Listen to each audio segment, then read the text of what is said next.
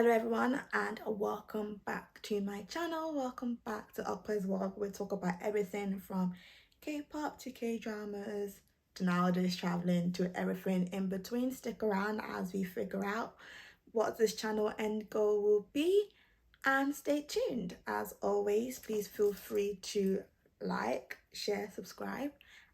And today guys, I'm just back with a mini update, about some lessons I've learned from solo traveling, as you would be aware if you're subscribed.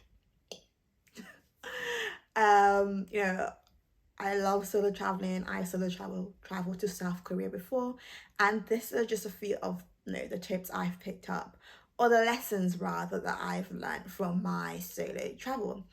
So without further ado, let's get going. If you see me looking down at my phone, it's because I'm got words.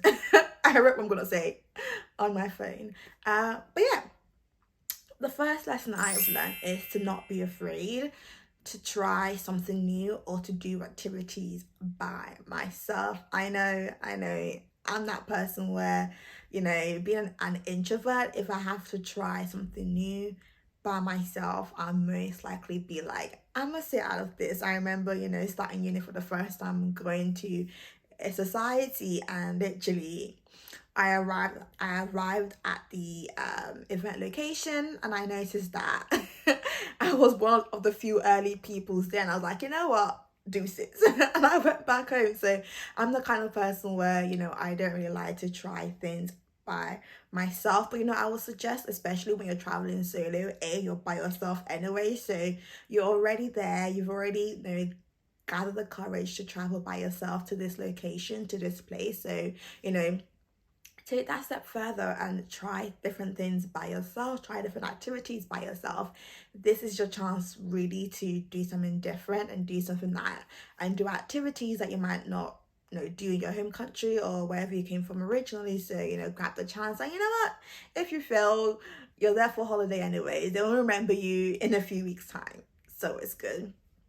Tip or lesson number 2 is to be confident slash use your solo travel as an opportunity to improve your confidence. As I mentioned earlier, I was not, and I'm still improving on my confidence, but I was not the most confident person. And one thing I really realized after coming back from my solo travel is that it made me even more willing to do something that scared me, or to do things that make me afraid but I want to do. And it made me become a bit more risky as well, because I actually had to gain that confidence while solo traveling. So I'll say use it as an opportunity to be confident, and if you're not confident originally, to improve your confidence by, as I mentioned earlier, doing things that you wouldn't normally do, doing different activities. If you're scared, or you've never tried bungee jumping but you want to do it on holiday, why not? If you want to try skydiving, go ahead and do it. Why not? You're on holiday, by yourself. You don't have to,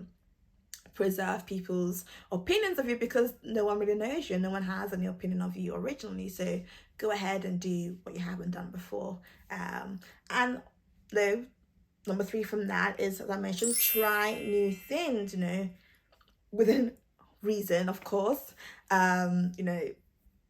Unless you want to go absolutely out there, but I'll suggest you just try new things. It might be trying new foods. I mean, I think one of the most amazing things about travel is that you get to experience different cultures, and with that, you get to experience food, because food as well is a part of culture. So for example, when I went to South Korea, I remember I went on this kind of guided tour, and the tour guide was like, do you want to try raw beef? And I was like, raw beef?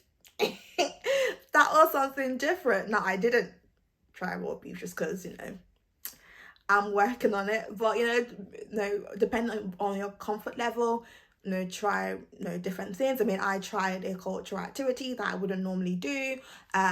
So yeah, within reason, within your comfort level, or how far you're willing to push yourself, try new things, try different things, because those are the kind of memories you will remember, right? You won't remember when you did the old stuff, but you remember when you tried something different that made you feel scared, that made you feel excited, that made you be like, wow, I can actually do it.